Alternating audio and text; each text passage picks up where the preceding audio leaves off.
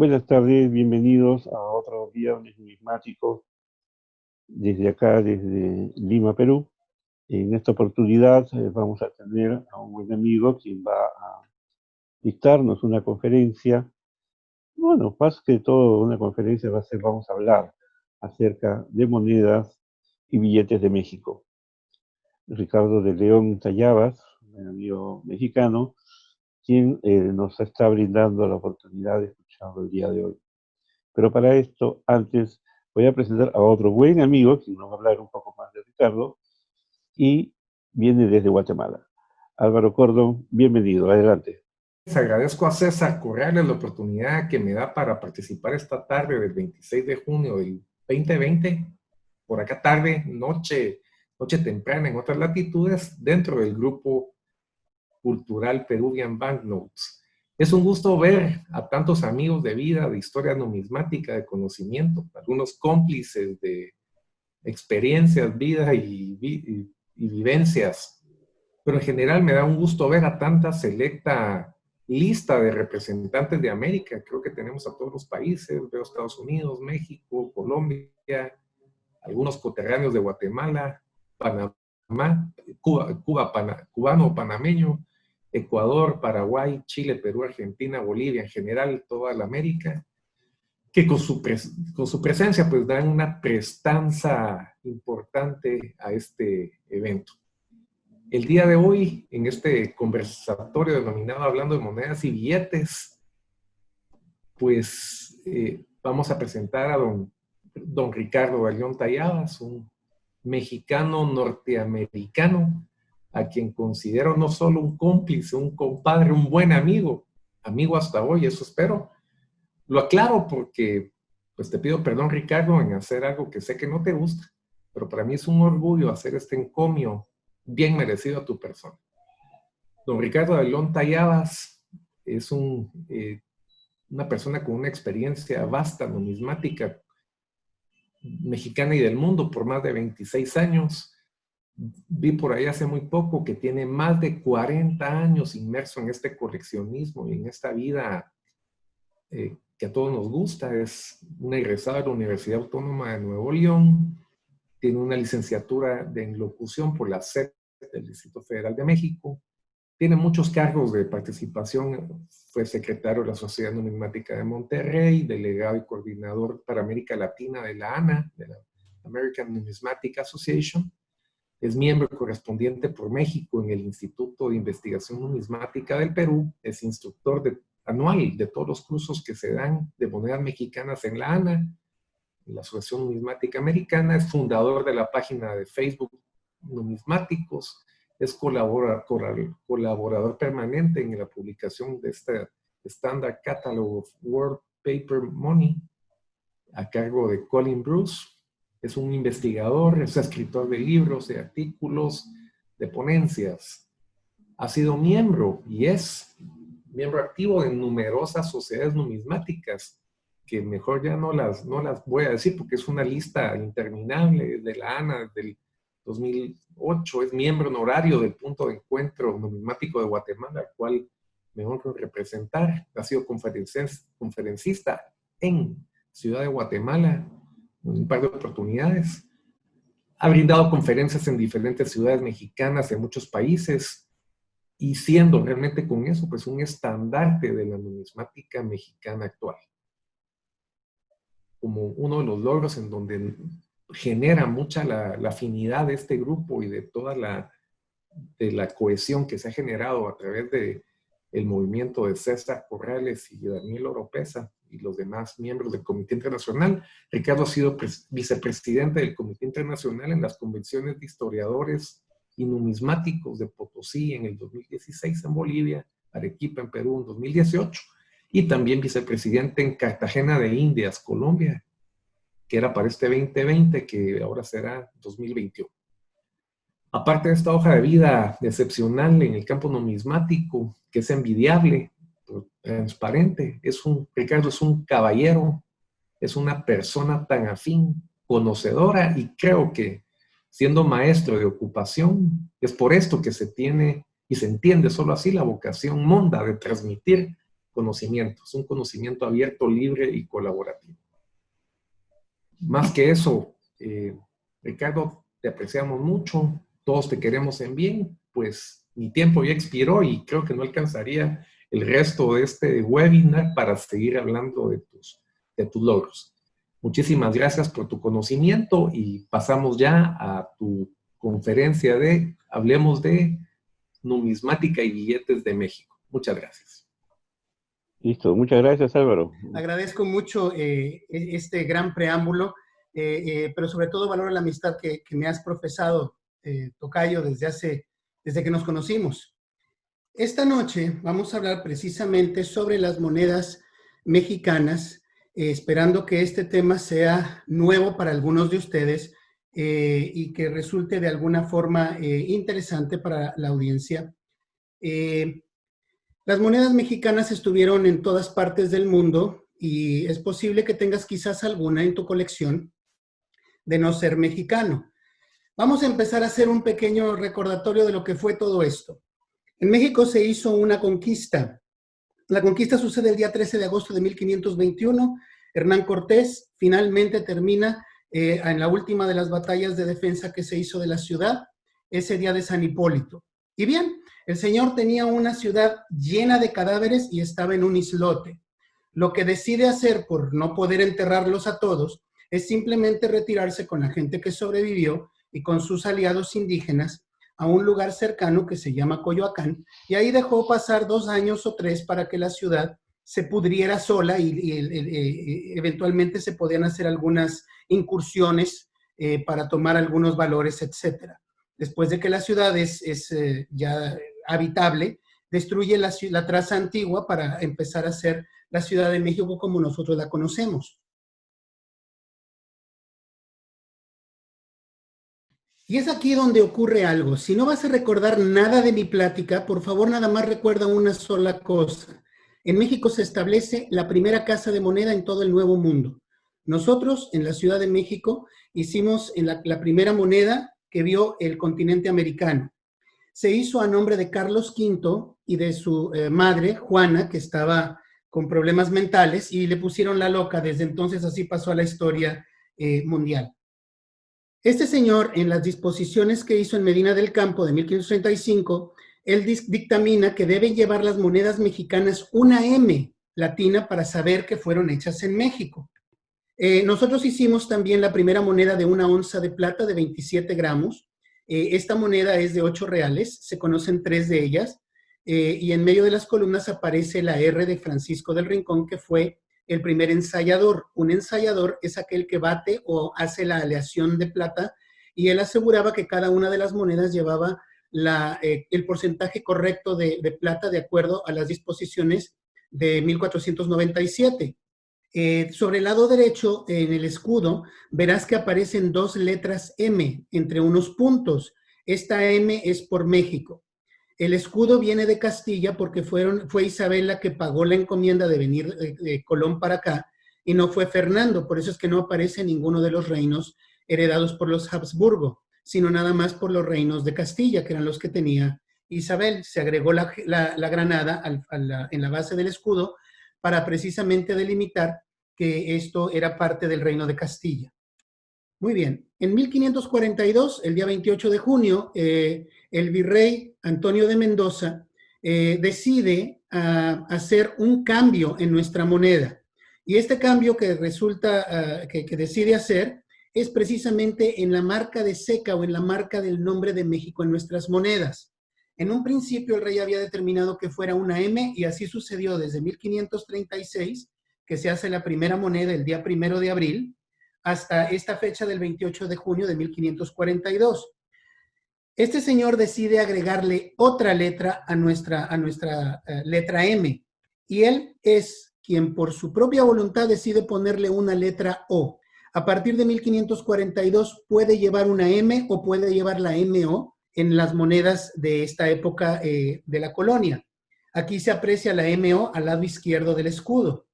La O del lado derecho es del ensayador, la persona que se encargaba de decir que esta moneda llevaba de plata el contenido correcto y el peso correcto. En este caso es Luis de Oñate.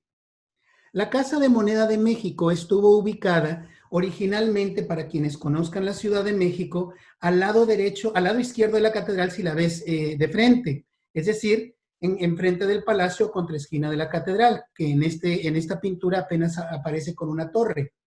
Eventualmente, a partir de un litigio que se hizo en contra de Hernán Cortés, este lugar donde se está marcando el recuadro era la casa de Hernán Cortés, donde aparece la primera casa de moneda. Se hace un litigio en 1547, perdón, de Tello de Medina, y este señor se hace un litigio acusando a Hernán Cortés de malversación de fondos, etcétera, y Tello de Sandoval, perdóname. Y sucede esto en 1569, que cambian la Casa de Moneda de la Casa de Cortés a lo que es el Palacio Nacional hoy, entonces Palacio Virreinal, sobre el lado izquierdo viendo el edificio de frente.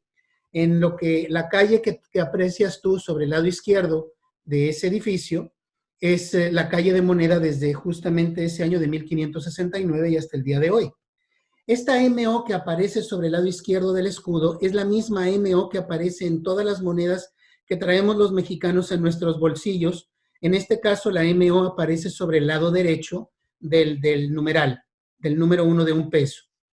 Nosotros tuvimos la fortuna de llevar la marca de ceca más antigua de todo el continente. Eventualmente se hicieron las monedas todavía peores de como se estaban haciendo a mano por la intensa necesidad que tenía España de nuestra plata, de la plata mexicana, de la plata peruana y del oro de Colombia. España fue dueña de las tres tesorerías más grandes del planeta y de esta manera se convirtió en distribuidora de estos metales en el resto del mundo. En este caso puedes ver cómo se alcanza a ver apenas parcialmente la fecha de 1730, se ve la MO de México y abajo una letra G por Diego González de la Cueva, quien fue el ensayador en esta época. Fíjate cómo estaban de mal hechas las monedas. Mira el escudo que debió llevar esta moneda y en realidad aparece de una forma muy parcial. Mira el reverso, que es lo que está mostrando esta moneda. Es una cruz dividiendo 4 cuarteles, una cruz de Jerusalén rematada con círculos, donde aparecen 2 leones y 2 castillos.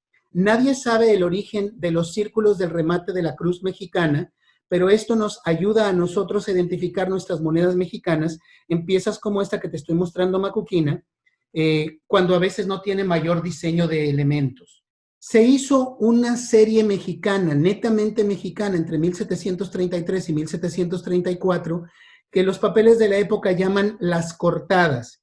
Este es el mejor ejemplar que verán tus ojos. No he visto yo otra pieza mejor que esta, gracias a Dios está en mi colección. Esta pieza es una de las cortadas y es casi redonda. Usualmente salen cuadradas, rectangulares o hectagonales. Vamos a ver un ejemplar un poco más adelante. Ricardo, en el área de... Mande usted. Acá nos hacen una consulta. Estimado Ricardo, ¿estas monedas son del Imperio Español o de la República de México? ¿Son preguntas de dónde? Perdóname. Te la vuelvo a repetir. ¿Estas monedas son del Imperio Español o de la República de México?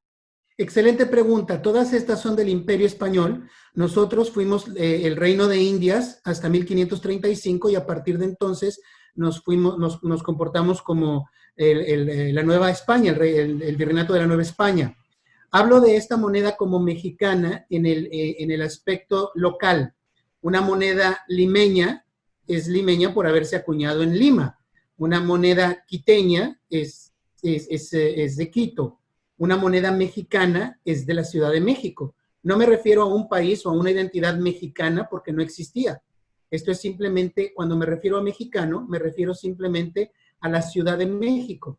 De ahí el gentilicio que estoy utilizando. Excelente apunte, porque estas piezas eran mejor de españolas que las de España, porque en esta época ya se había hecho un debase de la moneda peninsular y nuestra moneda mexicana, limeña, potosina y colombiana tenía una mayor cantidad de plata y valía más al llegar a Europa que las monedas españolas propiamente dichas.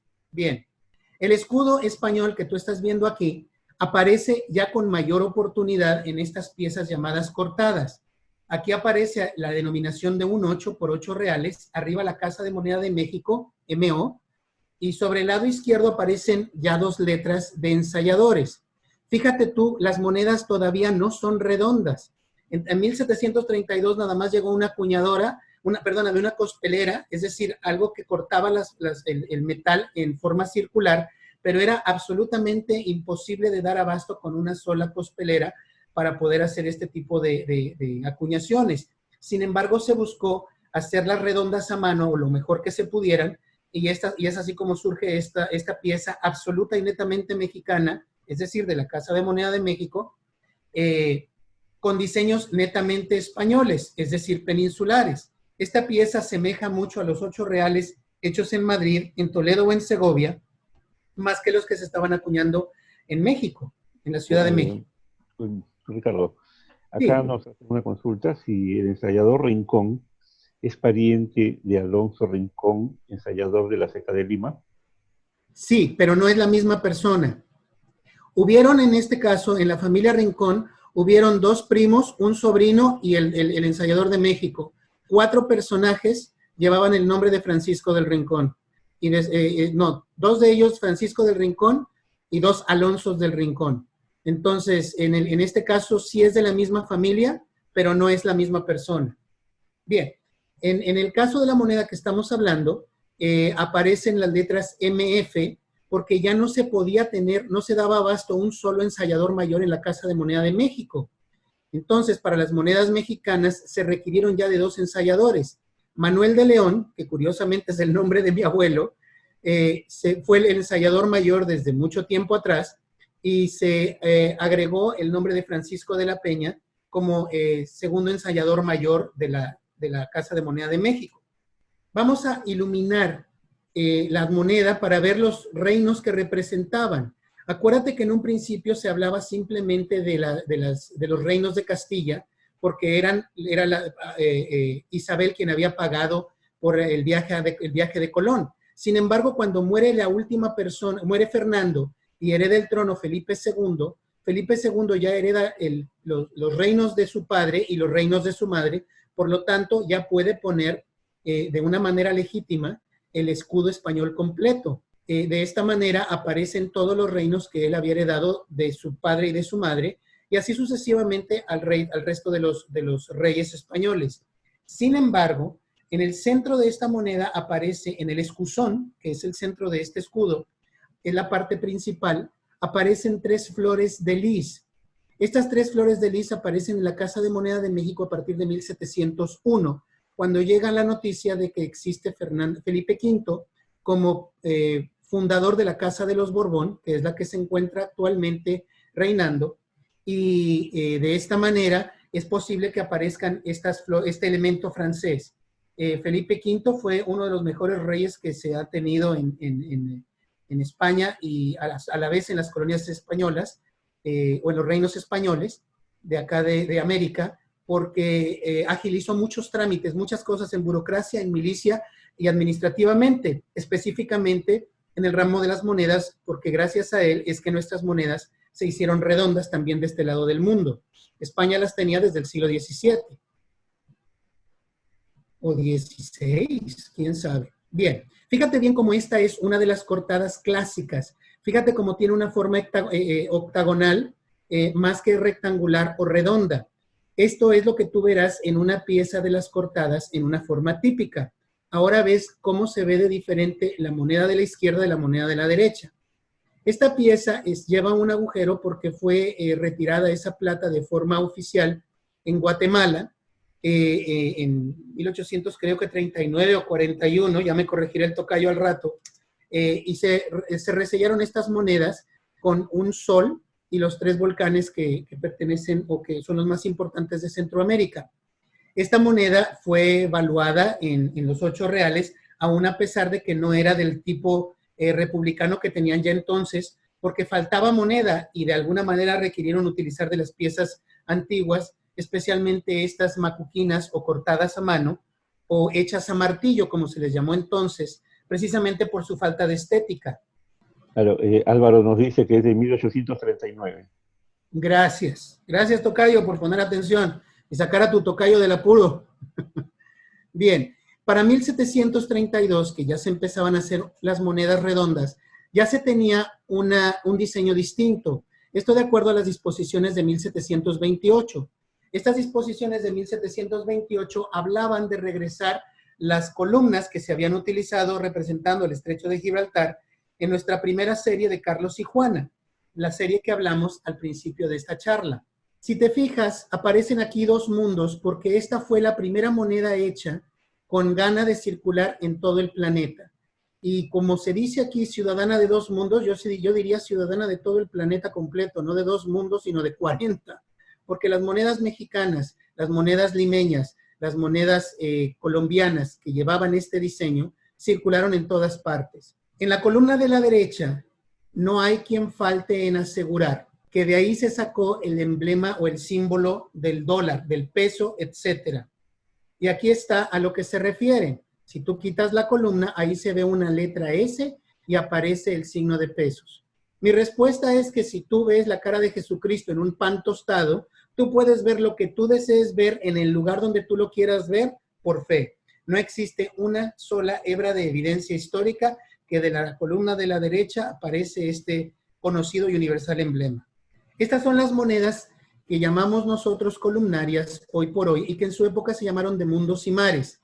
Aquí aparece la leyenda de Utraque Unum, que significa juntos hacen uno, refiriéndose más a la locución bíblica que a la idea de dos mundos unidos debajo de una corona española, que es como aparece este emblema. Aparece dos veces la Casa de Moneda de México, la marca de la Casa de Moneda de México, MO, el año. Por el reverso aparece exactamente a lo que se refería la persona que me hizo el favor de hacer la afinación de mi comentario. La autoridad real que emite esta moneda no es ningún mexicano, ni tampoco es un limeño, es el rey español.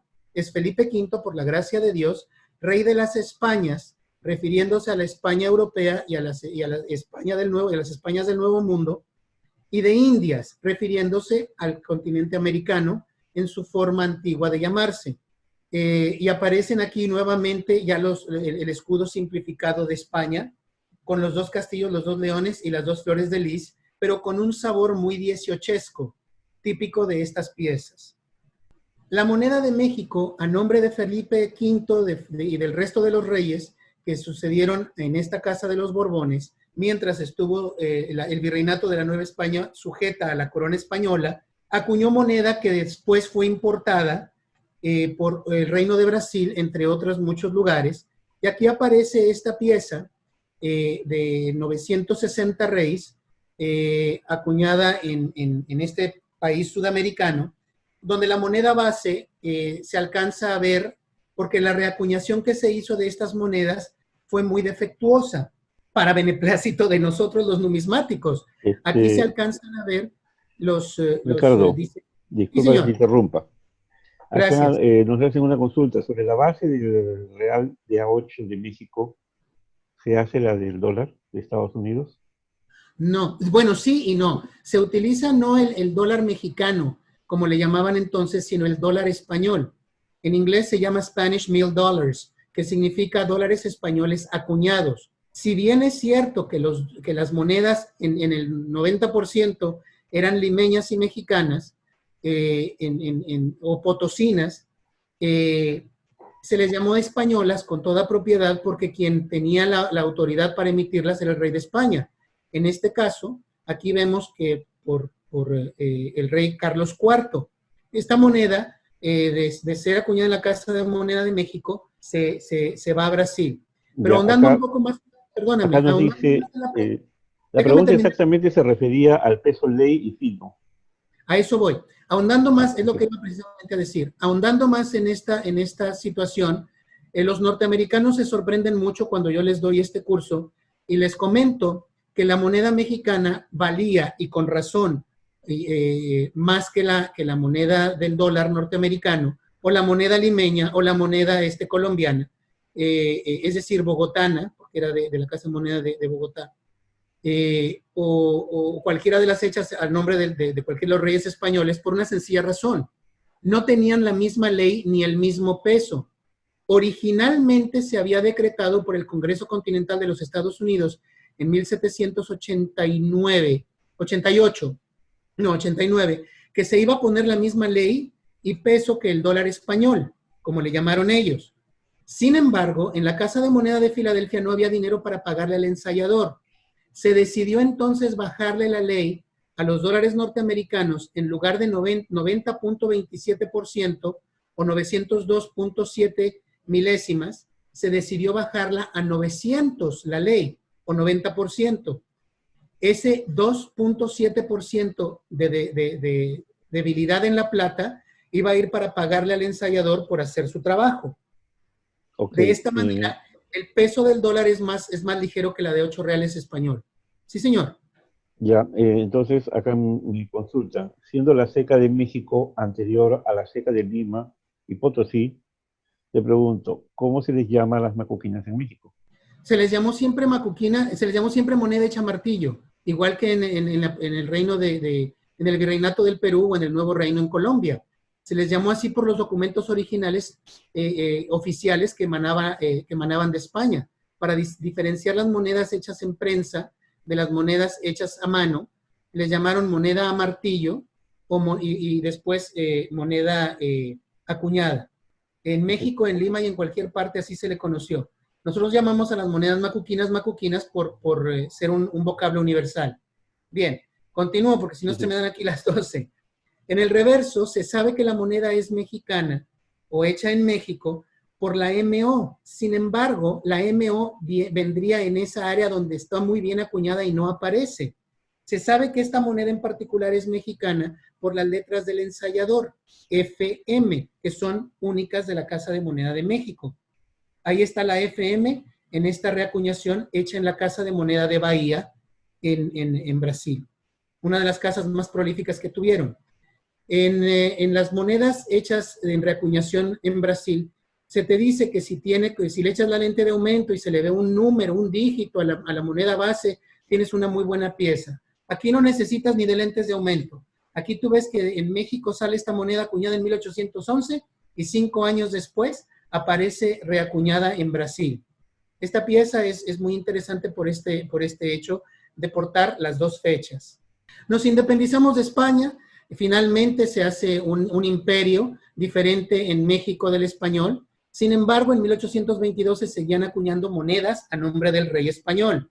Estas monedas ya no tenían la legalidad de haber sido acuñadas. Sin embargo, a falta de diseños republicanos o imperiales mexicanos nuevos, se decidió hacer el mismo refrito que se estaba haciendo antes, acuñándolos a nombre del rey de España en 1822. Esta fue nuestra primera moneda mexicana. Cambiamos el busto de Fernando VII por el busto de un emperador llamado Agustín de Iturbide. Este señor no podía ponerse por la gracia de Dios porque no era de sangre real. Se puso por la providencia de Dios porque el señor había ganado el escaño de ser emperador de una o de otra manera. En el reverso aparece el águila mexicana. No te voy a describir lo que significa el águila mexicana, sino hasta en la siguiente pieza para poder explicarla completa. Aquí dice el primer emperador constitucional de los mexicanos y viene la denominación de 8 reales y las letras del ensayador JM.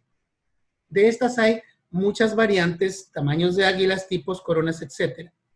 Es durante el imperio de Iturbide donde se hace el primer tipo de papel moneda que se llamó en su legislación billetes, pero que en realidad no lo fueron y no lo fueron nunca, sino cédulas de pago. Estas cédulas de pago se hicieron en orden de 4 millones de pesos y se hicieron simplemente para pagar la tercera parte de sueldos de burócratas y de militares. Sin embargo, la gente no los podía canjear libremente por productos o por servicios en la calle. Estos específicamente eran para regresar a la tesorería del imperio y para deshacerte de uno de estos pesos en pago de impuestos, de importación o de exportación, tenías que soltar 2 pesos en plata de regreso. Es decir, tú no podías hacer un pago de 10 pesos nada más en billete. Tenían que ser 1 peso en billete y 2 pesos en plata de regreso a la tesorería, lo cual era un tremendo descontento para el público. Sin embargo, esta es la primera vez que aparece nuestra influencia en Centroamérica. Nuestra historia mexicana en Centroamérica es una historia bastante accidentada y de muchos bemoles y colores. En este billete nosotros vemos en el lado derecho que aparece un resello que dice León. No se refiere a ninguna otra población que no fuera León de Nicaragua. se mandó una serie, creo que de 12 o 13 mil pesos en estos billetes para uso de pago de tropa, etcétera, que se encontraba en Centroamérica, tratando de dominar, hacer presencia en los lugares o en las regiones que nos eran adversas para asociarse al imperio mexicano. Cuando finalmente conseguimos hacer el imperio completo y de que toda Centroamérica era mexicana, se desmorona el imperio y por 3 semanas fuimos el país más grande, el tercer país más grande sobre la faz de la tierra, siendo superados por China y por Rusia. México llegaba desde Oregón, en los Estados Unidos, hasta la frontera con Panamá, que entonces era Colombia, o el Nuevo Reino. Nos hicimos república, la República Mexicana. Y vamos a hablar de los 8 reales y aquí sí voy a describir un poco el diseño que hicimos nosotros.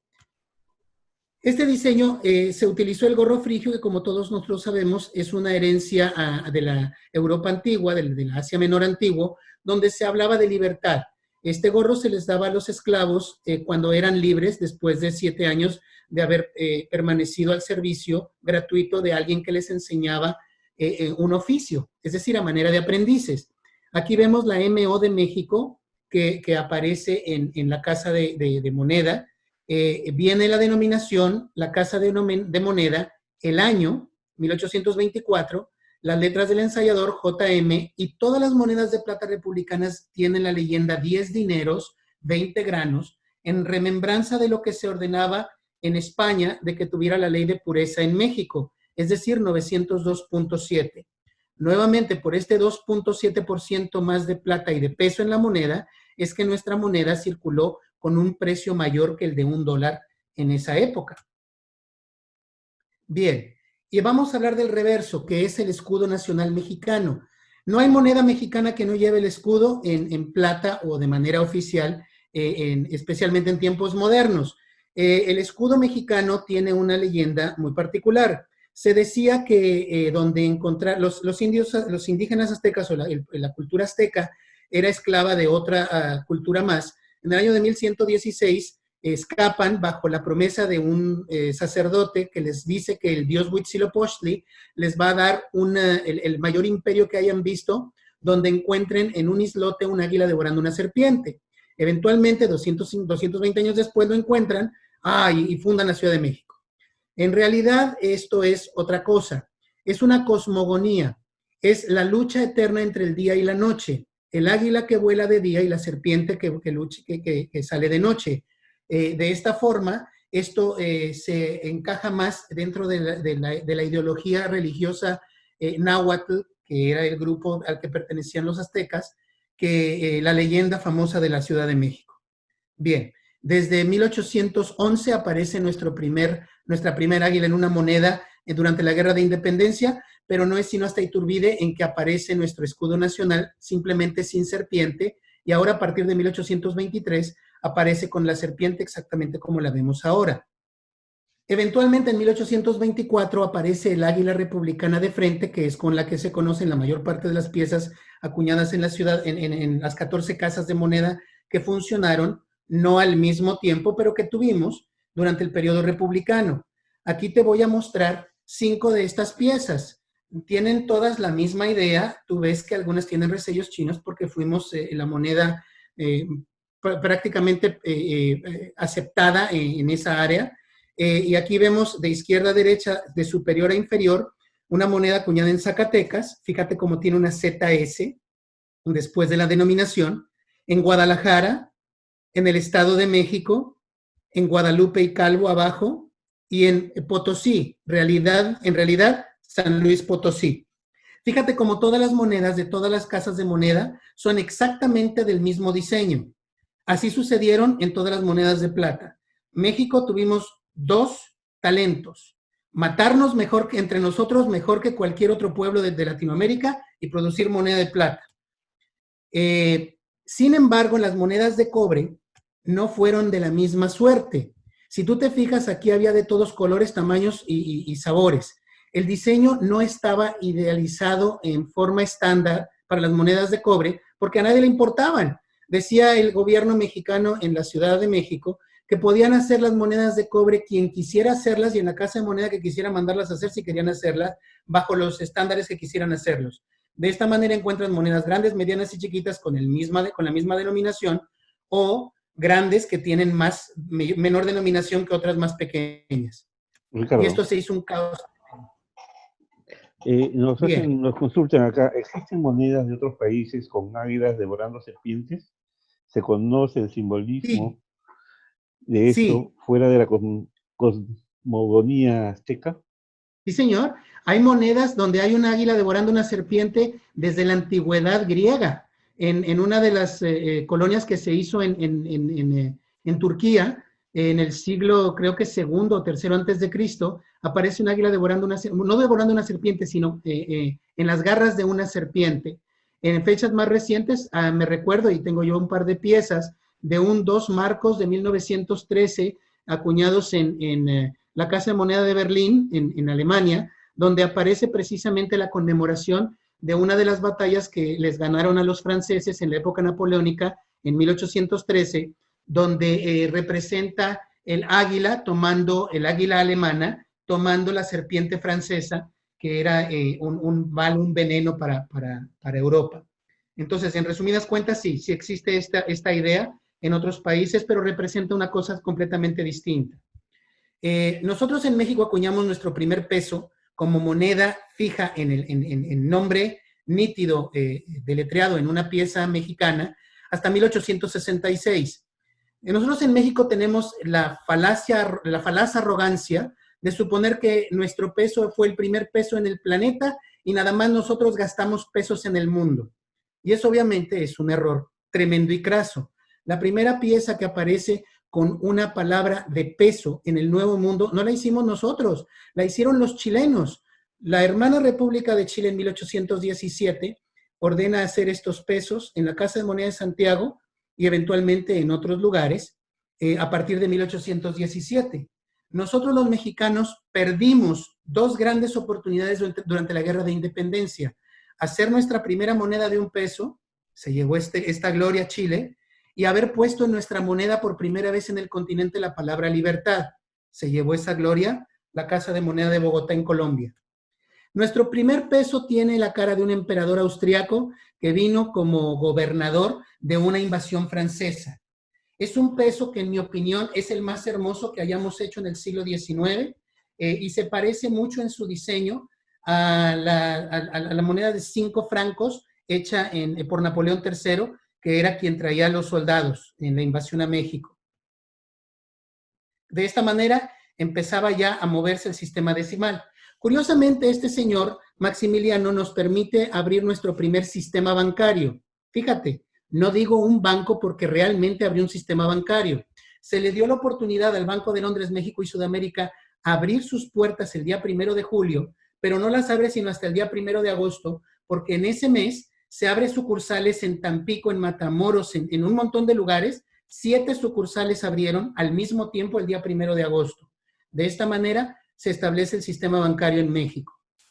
Y de esta forma se hacen billetes iguales para México y para Perú. Si tú te fijas, aquí se dicen 500 pesos, tenía la misma forma, el mismo color, las mismas tintas, pero en lugar de decir 500 pesos decían 500 soles. El mismo banco nos estaba unificando en los billetes a varios países. De esta forma se abre en Perú y también, aunque Perú fue quien abrió primero antes de México en honor a la historia. Eventualmente lo abren en Argentina, en Colombia, en Chile y en otros lugares. En México se abren un montón. Este banco se hizo uno de los más importantes en México y en sus billetes aparecen resellos como estos que te estoy mostrando, donde se habla de que estos billetes circularon en estas áreas y en muchos otros lugares. Se abrieron más de 30 bancos en México y uno de ellos tiene un nexo con el pueblo peruano. Estando yo con César Corrales, moderador y fundador de este grupo, me estaba mostrando algunas de las piezas del Perú, y cuando yo vi esta pieza, la imagen de esta indígena en el Banco Mexicano, le dije yo a él, oye, ¿qué hace una tarahumara en un billete peruano? Sonrió César Corrales, me dijo, Ricardo, no es una india de lo que dices tú, es una indígena inca. No, le dije, está cerrado. Y le enseñé esta misma imagen que tienes enfrente de tus ojos y le dije, esta es una india tarahumara. y no es lo que dices tú. César, con la paciencia del mundo, sonrió de nueva cuenta y me dijo, Ricardo, aparecen en todos los billetes del Banco Nacional del Perú en Iquique, y nosotros los gastamos en el 877 y ustedes en el 888. Nosotros los gastamos antes que ustedes. Y yo le dije, ¿y eso qué significa? Pudimos nosotros haber hecho esto en el Banco de Chihuahua de 1874 y no tienes ningún otro elemento para decirme que estoy errado. Ricardo, con toda la paciencia del mundo, César me dijo, tengo hasta la fotografía de la dama. Y le dije yo, César, tener una fotografía no implica nada. Ricardo, la tengo completa. Y me enseñó esta imagen donde al calce claramente se lee con letras mayúsculas la palabra Lima. Así que nosotros en nuestro circulante mexicano contamos con una indígena inca para gastarla en Chihuahua. Y este es el billete completo emitido del Banco Mexicano. Hay muchas otras etapas dentro de la historia mexicana, como los billetes de la Revolución, que tienen un historial tremendo entre monedas y billetes, pero desafortunadamente el tiempo está por agotarse, si no es que ya me pasé con esto. Faltaron muchas cosas por mencionarse, pero con esto te puedo dar una vista abuelo de pájaro de lo que fue la numismática mexicana. Puedes continuar, Ricardo, no hay ningún problema. Bien, gracias. Como bien se ha comentado, yo soy maestro acá en Estados Unidos, soy maestro de primaria. Y en uno de los libros, con esto voy a terminar, en uno de los libros que se llama The Velveteen Rabbit, el conejo de terciopelo, es la historia de un conejo que quiere, es un mono relleno de algodón, que desea ser un conejo de verdad. Entonces él pasa un montón de peripecias hasta que finalmente se convierte en un conejo de carne y hueso. Es la misma historia de Pinocho. Pero ahí leí esto y me agradó mucho porque habla precisamente de lo que estamos diciendo hoy.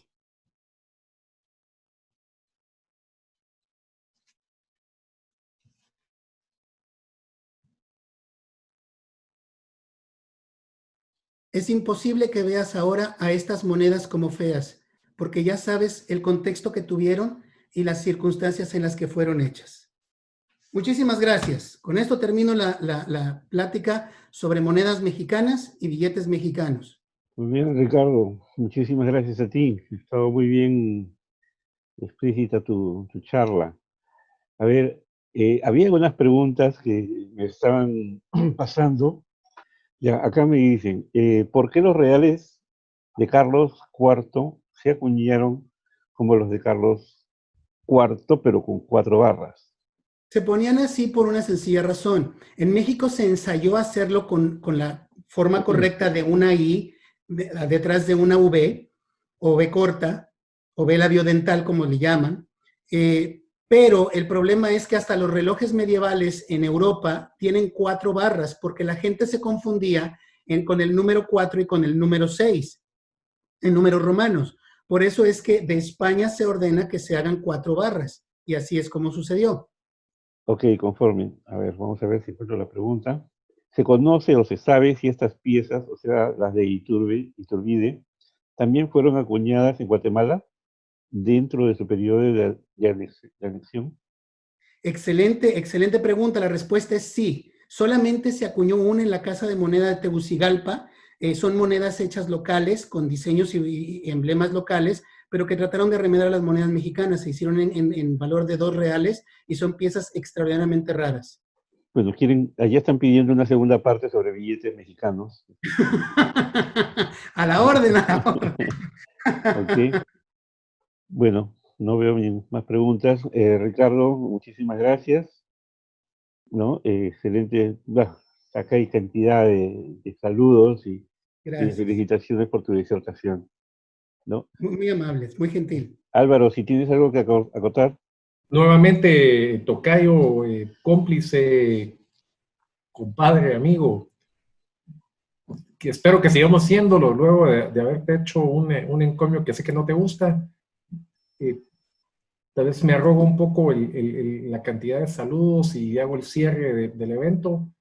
Como siempre, Ricardo, tu cordialidad, tu conocimiento tan profundo invita a no perder los detalles, a la calidad de la presentación, lo animado realmente es muy didáctico. En nombre de todos y como un amigo y como parte también de este grupo al que es comandado por César Corrales, pues te damos las gracias en general, no arrogándome todos los saludos y felicitaciones que van y caminan en el chat. Esperamos verte pronto, espero también que César nos invites a las que siguen, que participemos. Esto es también una oportunidad genial de interactuar con todos los grandes numismáticos, conocedores, coleccionistas o en cualquier forma apasionados por la numismática, monedas y billetes. Muchas gracias. Gracias, Álvaro. Bueno, mira, acá siguen llegando las preguntas, no sé qué voy a hacer. Acá dice, las proclamaciones de México colonial de los Borbones, los módulos de oro, ¿eran para regalo o era alférez que la hizo o mostrar al rey? Probablemente se refieren a las medallas. Antes de comentar, acabo de poner mi correo electrónico en el chat, por si alguien desea alguna información extra o ponerse en contacto conmigo para algo, estoy a sus órdenes. No duden en enviarme algún mensaje si lo requieren. Las medallas de Iturbide, cuando hablan de que fueron hechas por el alférez real esto o el gobernador del otro, eran piezas que se ordenaban por parte de ese gobierno y eran regaladas a soldados, a militares, a políticos, etc. Muy pocas de oro se hicieron y las de oro que se hacían, en este caso, alguna iría al rey, alguna otra al emperador o al virrey en caso de que fueran coloniales, etc. Otra pregunta acá. Si la plata que usaron para las monedas acuñadas en México, ¿eran todas de México o también eran de Lima y Potosí? No, toda la plata que nosotros utilizamos provenía de las minas del nuevo reino del virreinato de la Nueva España. Llegaban de lugares tan lejanos como Chihuahua, que están casi fronterizos ahora con los Estados Unidos. También se extraía de Guanajuato, de Zacatecas, del Estado de México, de Pachuca, Hidalgo, etc. Eran de muchos lugares, pero llegaban solamente a una casa de moneda. A diferencia de Potosí, que tenía un cerro tremendo a un lado de pura plata. Pues no tenían que hacer mucho para sacar la plata más que traerla 2 cuadras a la redonda, ¿verdad? Ya. Los redondos de Guatemala, las piezas redondas, se hicieron con cospeles mexicanos. No, se hicieron con maquinaria mexicana que estaba desechada, ciertamente, pero no, la plata de ellos fue siempre guatemalteca y mi tocayo está aquí de testigo de que eso sucedió. Acá hay una pregunta, pero para Álvaro, creo. ¿Cuándo se instala la Casa de Moneda de Guatemala, Santiago de los Caballeros? Estamos acá, mira, la casa, la autorización fue una cédula de 1731, pero el funcionamiento y las primeras acuñaciones son de 1733.